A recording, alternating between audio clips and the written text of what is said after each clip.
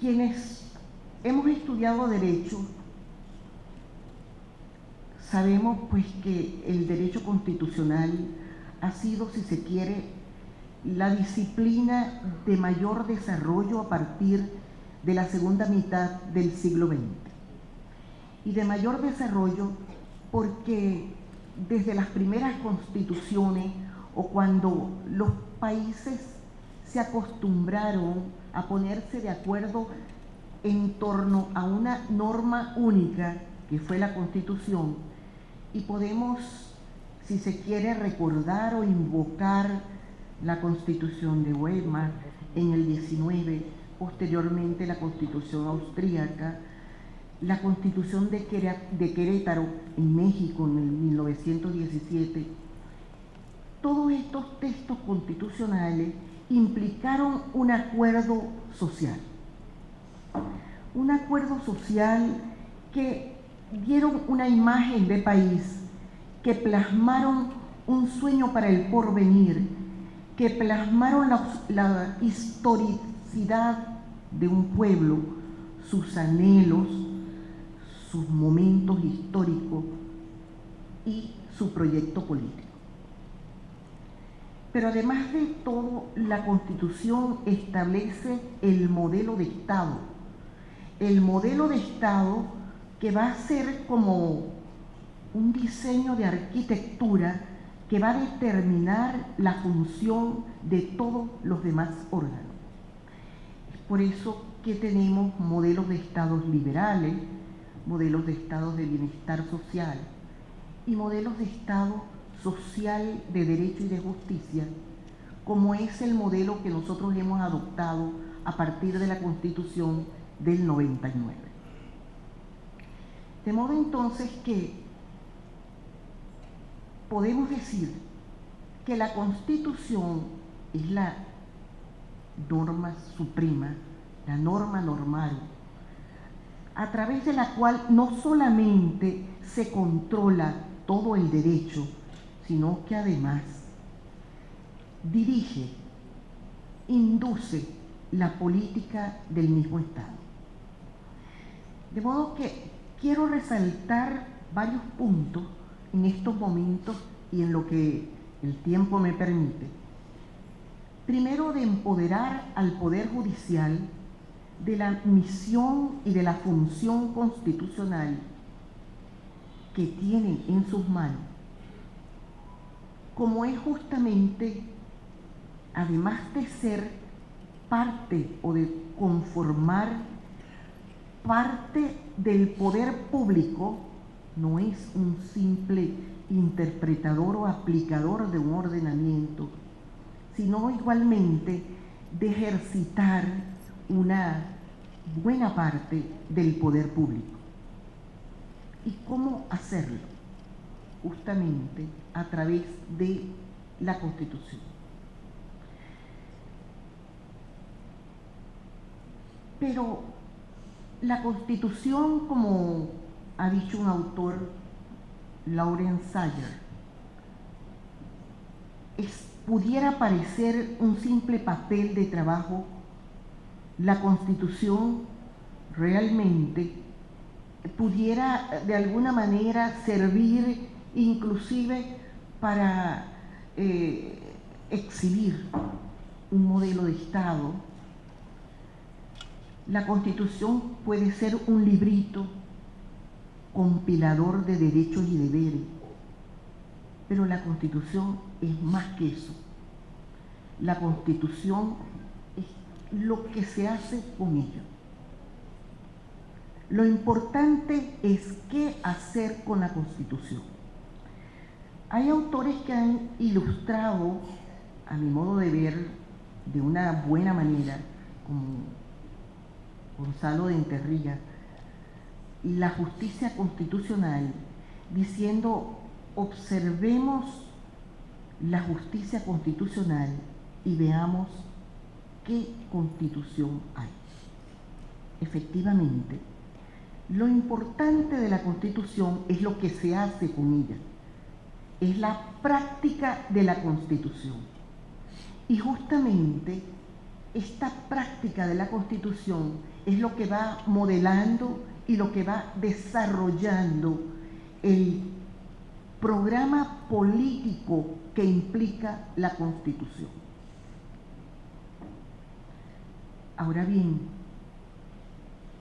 ¿cuáles son los límites constitucionales? Es que la Constitución sirve para todo.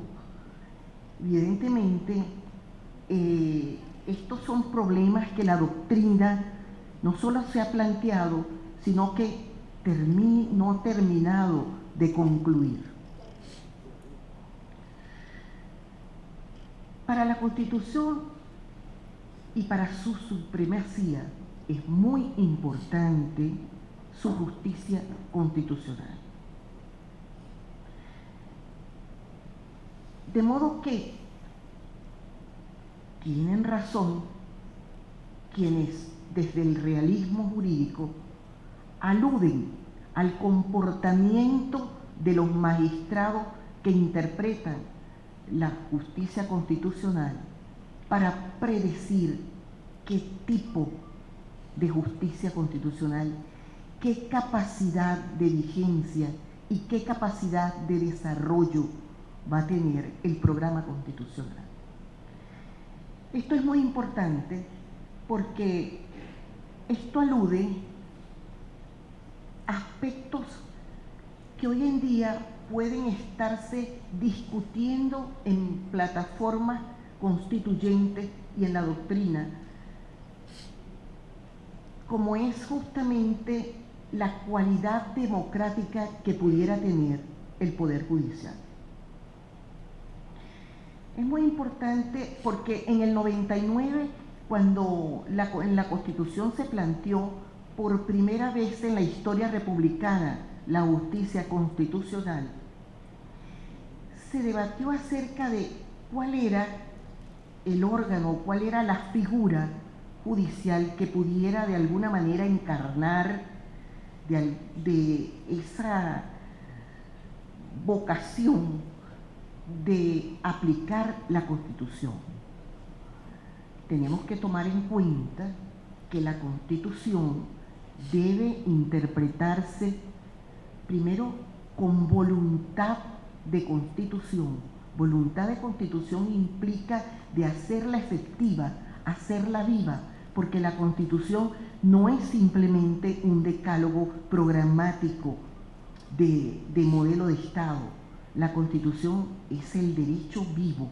La Constitución es, digamos, el mínimo de derechos consensuados de un pueblo. De modo entonces que la Constitución debe ser interpretada con voluntad de constitución, pero también con sentimiento constitucional. Esto es muy importante, el sentimiento constitucional, porque estos dos requisitos van a ser determinantes para determinar cuál tipo de órgano debe ser el órgano supremo a quien le corresponde la interpretación y la aplicación de la Constitución.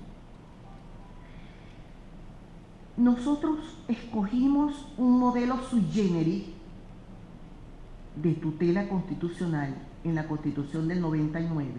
Repito, estábamos debutando en la jurisdicción constitucional y para nosotros la jurisdicción constitucional hasta el 99, ¿verdad?, era, si se quiere, un desideratum, era una reivindicación a lograr.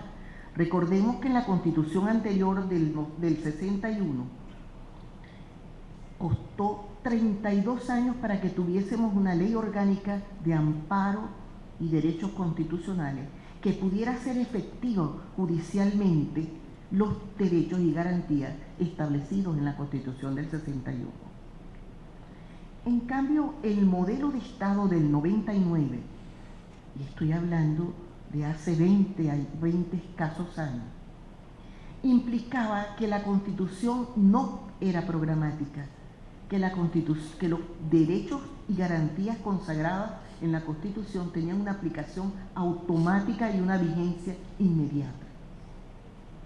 Y para ello era necesario cambiar todo el aparato conceptual mediante el cual veníamos acostumbrados a conocer, a saber del texto constitucional. Para nosotros el texto constitucional ciertamente implicaba de alguna manera, desde el punto de vista judicial, dirimir un conflicto de poderes, establecer, delimitar las atribuciones de cada uno. Pues la Constitución del 99 cambia totalmente ese Estado, ese modelo de Estado, e involucra directamente al derecho, ¿verdad?, en la política. Hay quienes se preguntan si esto implica una judicialización de la política. Hay quienes cuestionan si la política debería estar, o si el derecho debería estar apartado totalmente de la política. Y en el modelo de Estado social, de derecho y de justicia, ello no es posible. Y por eso la justicia constitucional es un elemento connatural a este modelo de Estado. Necesitábamos entonces el órgano más adecuado. ¿Y cuál era el órgano más adecuado? Se pensó que era una sala constitucional inserta dentro del Poder Judicial, dentro del más alto tribunal, del Tribunal Supremo de Justicia. Una sala que tuviese el poder concentrado de conocer la constitucionalidad de las leyes, cuál fue la primera función de la justicia constitucional, es decir, controlar la Constitución, y proviene justamente de la jurisprudencia de la Corte Suprema de los Estados Unidos, ¿verdad?, donde se estableció por primera vez la posibilidad de controlar el Parlamento a través de un acto judicial.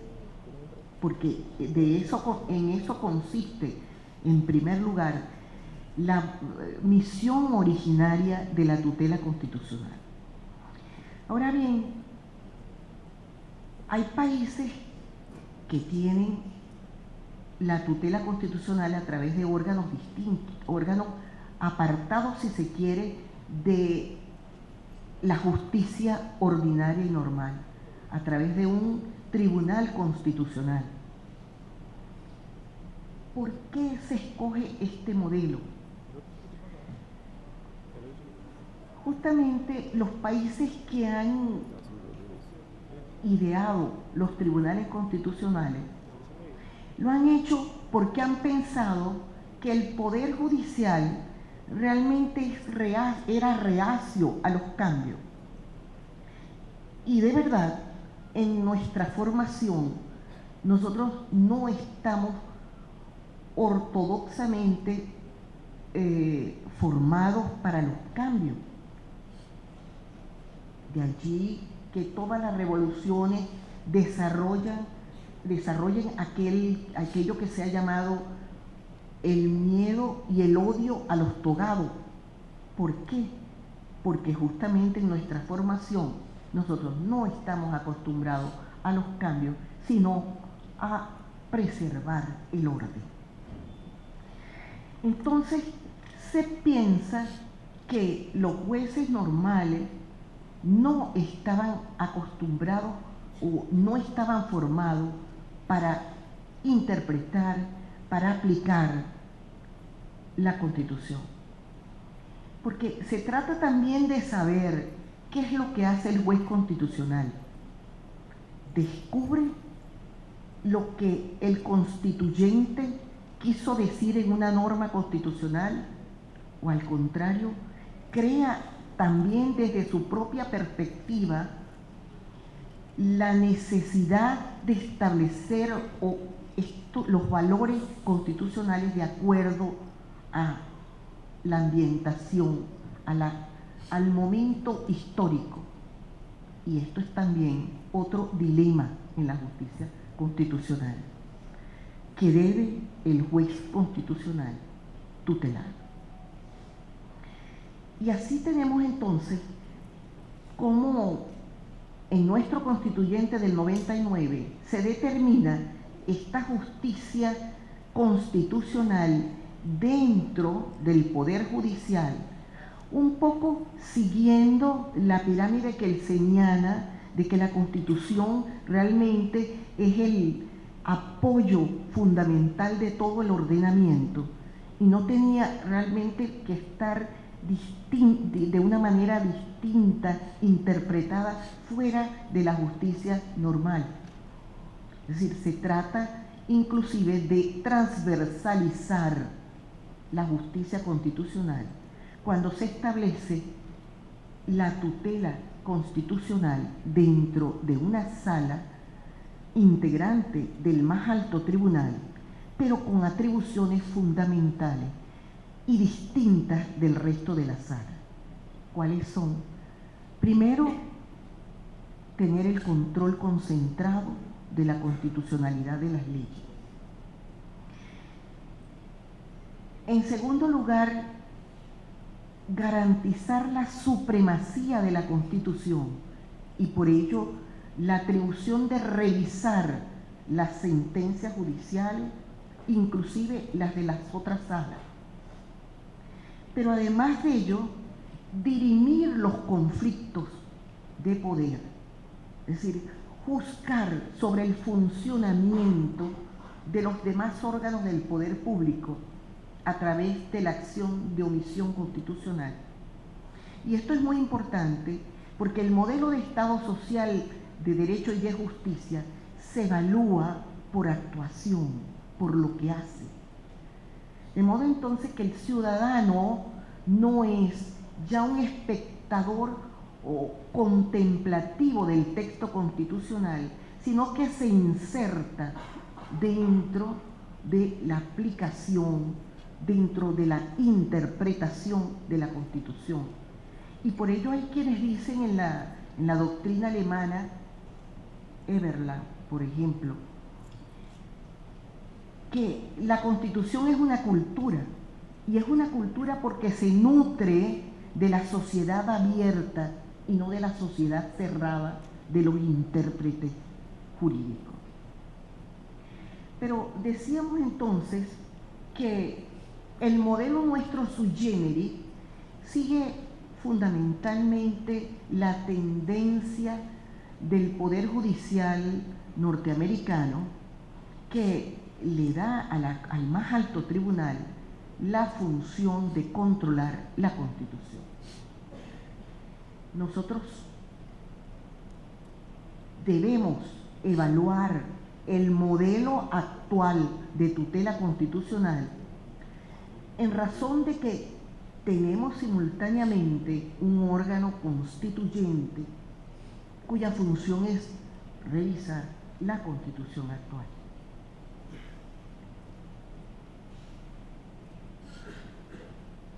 ¿Ha servido la Constitución nuestra o ha servido la interpretación, la práctica judicial de la tutela constitucional para mantener la Constitución, para de alguna manera interpretar, ¿verdad?,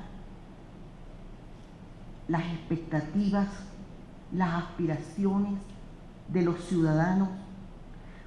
Ha servido para desarrollar el programa político que implica la Constitución del 99. Todas estas son cuestiones que debemos evaluar. Y debemos evaluar inclusive atendiendo a la productividad y estadísticamente, ¿verdad?, no solamente al contenido de las sentencias de la Sala Constitucional, que a mi modo de ver han servido en los momentos fundamentales para mantener no solamente la vigencia del texto constitucional, sino también la gobernabilidad. Y esto es muy importante, porque la tutela constitucional tiene también a su vez lo que los italianos han llamado el indirizzo de justicia, es decir, de política, la inducción política es también una función íncita de la tutela constitucional. Bueno, veamos estadísticamente las acciones de amparo, las acciones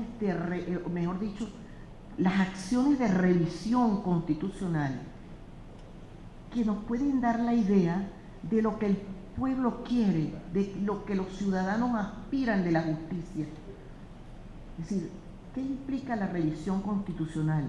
La revisión constitucional implica una atribución también tomada de la justicia norteamericana, como es el certiorari, ¿verdad? Donde la sala de alguna manera establece y juzga, ¿verdad?, el acomodamiento de la justicia ordinaria al texto constitucional.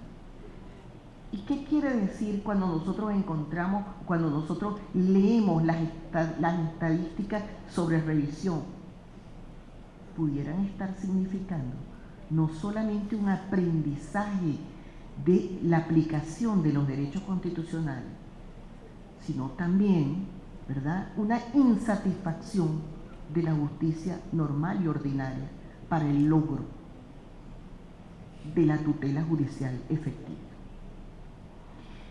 Pero además de esto, la tutela constitucional ha abarcado no solamente la protección de los derechos fundamentales, sino también, como les venía diciendo, la evaluación del funcionamiento de los demás órganos del Estado.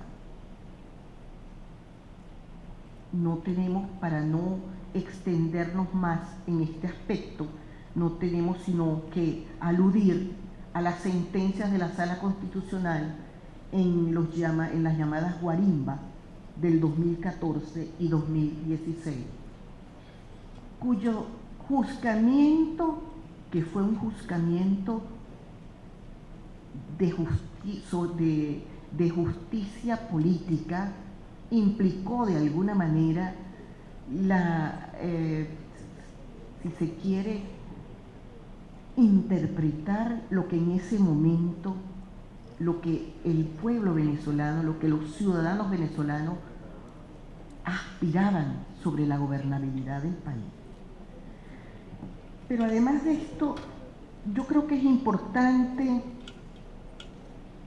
señalar que la justicia constitucional ha tenido las críticas que ha llamado sobre su deficiencia democrática, y de esto también es importante hablar. Es decir, la tutela de la justicia constitucional ha implicado un órgano formado por magistrados de elección secundaria, si se quiere, porque no han sido electos en votación popular democrática como son, por ejemplo, los miembros del Parlamento. Y es así, inclusive, como esta preocupación democrática por la justicia constitucional no es nueva.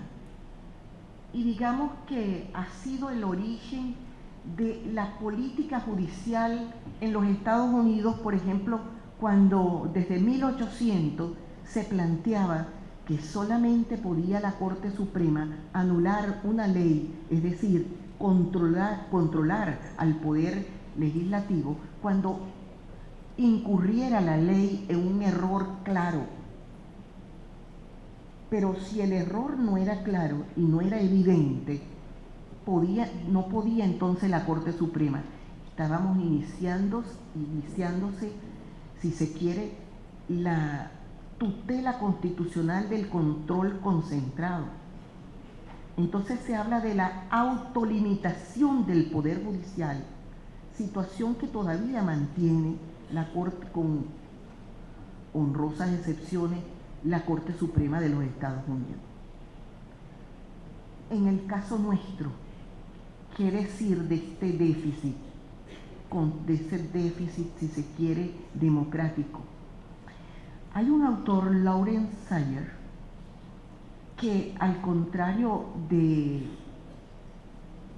Waldron en la doctrina norteamericana, ¿verdad?, quienes cuestionan que no puede la justicia arbitrada o deliberativa, ¿verdad?, estar por encima de la manifestación de la mayoría.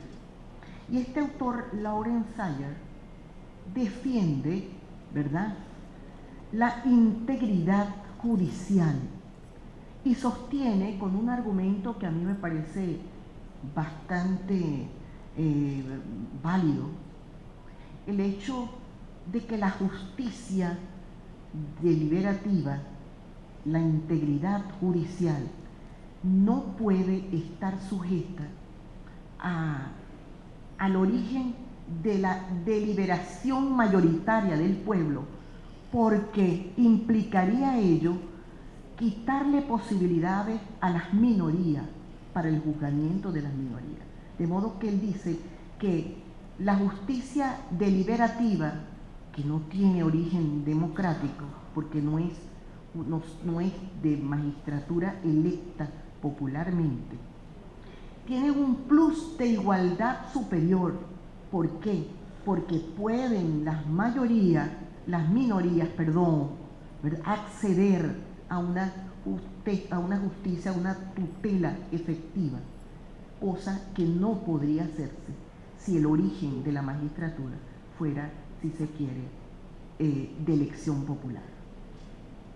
De modo entonces que estas son cuestiones que se han discutido en la doctrina y que estamos nosotros en la obligación de evaluar. Sin embargo, en nuestro texto constitucional, yo particularmente soy partidaria de lo que se ha llamado la plenitud hermética del derecho, en el sentido de que el texto constitucional sirve o es posible de ello extraer soluciones.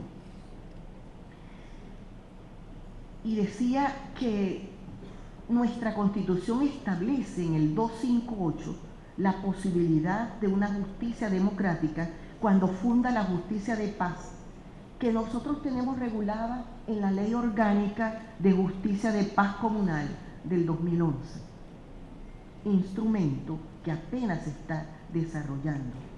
Importante de esta ley es que esta justicia de paz comunal, y gracias a la interpretación del máximo tribunal, ¿verdad?, ha sido inserto dentro del Poder Judicial.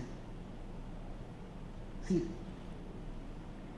no implica una justicia paralela al Poder Judicial, como algunas personas pudieron pensar en el momento de ponerla en funcionamiento.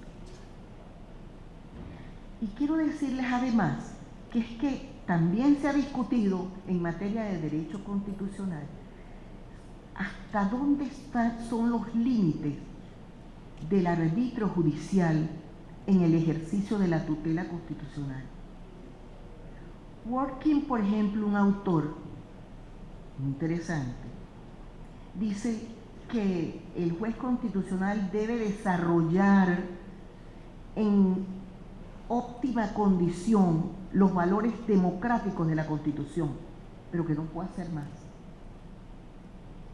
Hay otros autores que van más allá y dicen no. Además de esos valores democráticos de la Constitución, hay otros valores exteriores que tiene también el juez constitucional que tutelar. Pero en esta ampliación de atribuciones, la gran pregunta es, ¿tiene el juez constitucional que atender y resolver problemas de pobreza crítica, problemas sociales de, digamos, de orden económico. Puede y debe el juez constitucional atender a la tutela judicial efectiva de ciertos derechos, como es, por ejemplo, el derecho a una vivienda digna. Y en verdad, en nuestro caso, la Sala Constitucional ha dado de alguna manera respuesta a todo ello. De modo que nuestra justicia de tutela constitucional no ha sido convencional en el sentido de que se haya solamente limitado a la interpretación o a la optimización de los valores democráticos de la Constitución, sino que ha tratado inclusive de atender otros valores exteriores a la propia acción del poder público. Pero tenemos también la tendencia del derecho existencial o del derecho libre, que ha tenido manifestación también en América Latina, como es, por ejemplo, la posibilidad de que el juez puede y debe, ¿verdad?, solucionar los conflictos no solo a través de los textos constitucionales, sino crear, inventar el modo de solucionar esos conflictos. Esta escuela de derecho libre, ¿verdad?, ha estado, si se quiere, muy criticada, sobre todo por la doctrina soviética, quien ha establecido que esto implica la puerta abierta a la arbitrariedad. Nosotros en realidad, que hemos en los últimos 20 años experimentado constitucionalmente distintas posibilidades y modelos de acción. ¿Y por qué lo hemos hecho? Porque uno de nuestros principios fundamentales en la Constitución es la participación protagónica del pueblo. Y por ello nosotros, a través de la justicia de paz comunal, estamos experimentando la posibilidad de un derecho libre capaz de solucionar conflictos, porque esta es la función principal de la justicia de paz, o por lo menos de este objetivo que se planteó la Ley Orgánica de Paz Comunal del 2011, es decir, bajar la conflictividad social y abrir canales distintos de superar la conflictividad social que sean a través de las propias comunidades. Y este tipo de conflictos de las propias comunidades a veces se resuelven no únicamente con el derecho convencional. Pero quería aludir a ello porque de verdad son, si se quiere, momentos estelares en nuestro hilo constitucional. Son acontecimientos del desarrollo programático de nuestra Constitución que a veces no son objeto de la debida reflexión. Pero tenemos también que aludir, si se quiere, a la posibilidad de qué hacer cuando la justicia constitucional o cuando la justicia en general necesite de alguna aprobación o necesite de la evaluación de la ciudadanía. En realidad, cuando hablamos del déficit democrático en el tema jurisdiccional y fundamentalmente en el tema de tutela constitucional, Lawrence habla también de la posibilidad de establecer mecanismos institucionales que puedan superar, si se quiere, este déficit, que hay quienes dicen que son que el déficit democrático en el Poder Judicial puede ser una anomalía o una irregularidad del modelo republicano. Sin embargo, no es así. No es así porque el intérprete judicial, ya hemos dicho, puede significar un plus de igualdad que no tiene el funcionario electo, pero además de esto, está obligado a cultivar su prestigio o su autoritas, porque justamente es el prestigio y la autoritas la que conlleva a mantener la legitimación de la validez judicial. De modo entonces que se dice, bueno, hay mecanismos como por ejemplo lo que se ha llamado la objeción, la incompatibilidad de decisiones, y nosotros realmente hemos jugado también a esto. Las decisiones, por ejemplo, de la Sala Constitucional en materia de omisión constitucional, de interpretación constitucionalizante de una norma, cuando la Sala decide que no es necesario anular la norma, no desvirtúa o no objetan la posibilidad que tiene siempre el Parlamento, o que va a tener siempre el Parlamento, la Asamblea Nacional, de convalidar o de descartar esa interpretación. Es decir, la objeción existe, el control existe. Lo que pasa ciertamente es que si bien el poder controla al poder, cuál es el principio de Montesquieu, el exceso de control paraliza la gobernabilidad, paraliza el poder. De modo que, como bien lo ha dicho, la doctrina y la doctrina judicial de la Suprema Corte norteamericana no es que los últimos intérpretes del derecho sean infalibles, es que son infalibles precisamente porque son los últimos. Se trata, si se quiere, de un problema de control, y es en ello donde se funda la legitimación. Pudiéramos, si se quiere, seguir hablando de todos estos temas importantes a la hora actual, no solamente cuando estamos viviendo simultáneamente un proceso constituyente por primera vez y para lo cual no hay mucha referencia doctrinaria de cohabitación entre un poder constituyente y un poder constituido. La Constitución del 99 resolvió, si se quiere, de una manera más práctica el problema de la cohabitación, pero nosotros hemos estado cohabitando y ha sido una cohabitación pacífica y armónica que no ha, si se quiere, disminuido la función de la tutela constitucional, sino que al contrario a veces la ha compartido, y esto es muy importante establecerlo.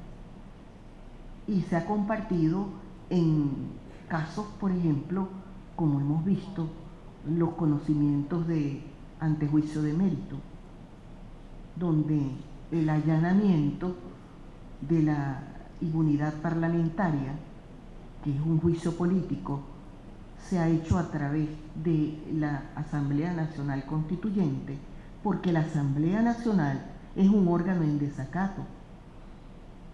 Y nosotros hemos tenido que vivir inclusive con todas las experiencias inéditas,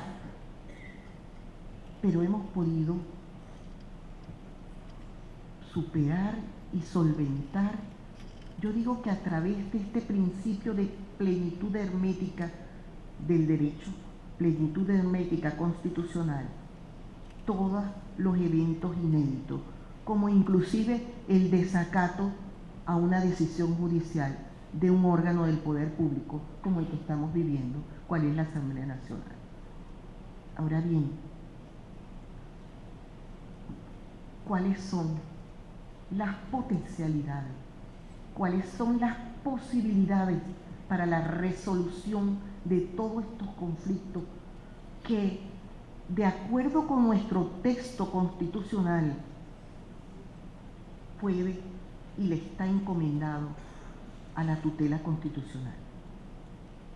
Es decir, es un tema para el que traigo a reflexión, es un tema que dejo abierto porque estamos, si se quiere, en pleno desarrollo de acontecimientos.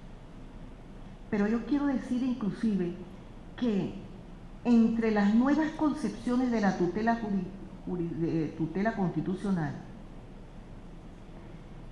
no se puede limitar el juez constitucional a descubrir, o si se quiere, a interpretar exegética gramaticalmente el espíritu del constituyente, el espíritu de otros que pensaron que debía ser en el momento adecuado lo que debía plasmarse en el texto constitucional. Creo en el sector de la doctrina que el juez constitucional tiene la potencialidad de descubrir y de crear en función de la protección de la Constitución, que es una atribución establecida en el título 8º de nuestra Constitución a la Sala Constitucional, y es ahí, si se quiere, el control o la consagración de la inducción política a la tutela constitucional. A veces olvidamos que las principales funciones de la Sala Constitucional están establecidas justamente en ese título 8º de la Constitución Nacional, y que tiene como fin fundamental la protección constitucional. Es decir, no es que los textos constitucionales no implica de alguna manera entender el ordenamiento jurídico y el texto constitucional como un orden hermético, no, sino como un orden capaz de interpretar los momentos y el proceso evolutivo de la sociedad. Es decir, son justamente los ciudadanos en este modelo de Estado quienes son protagonistas también de este acontecer. Y yo termino citando una premisa inicial: la Constitución como cultura, la Constitución interpretada y aplicada en una sociedad abierta, donde el ciudadano tiene, si se quiere, una palabra, tiene la acción, la posibilidad de instar, y no la sociedad cerrada de los intérpretes o de los jueces constitucionales. Es decir, yo quisiera concluir instando al público, a los ciudadanos, a no tener una actitud contemplativa frente al Tribunal Supremo de Justicia. Los ciudadanos necesitan tener confianza, conocer por dentro la justicia, porque por grande y poderoso que sea, el Tribunal Supremo de Justicia no pertenece a los magistrados que lo integran, sino que pertenece a todos. Y a todos conciernen los asuntos que trata el Tribunal Supremo. De allí que sus audiencias, expedientes y decisiones sean públicas, porque lo público, hay que insistir, es una fuente de democracia y una fuente de transparencia. La historia del país y del proceso de moralización de la fuerza social se forja también en el Tribunal Supremo de Justicia. Y si bien su tarea no es perfecta, porque la vida del derecho no es simplemente lógica, sino también de experiencia y sabiduría, el desempeño de las actuaciones del tribunal mejorarán mientras libremente puedan señalarse sus errores y reconocerse sus aciertos. Yo los invito a continuar en este ejercicio de acercamiento con el Tribunal Supremo de Justicia a través de la lectura de su práctica judicial, a través de el comportamiento de sus magistrados y, por qué no, a través de las expectativas y anhelos que el pueblo venezolano espera de nosotros. Muchísimas gracias.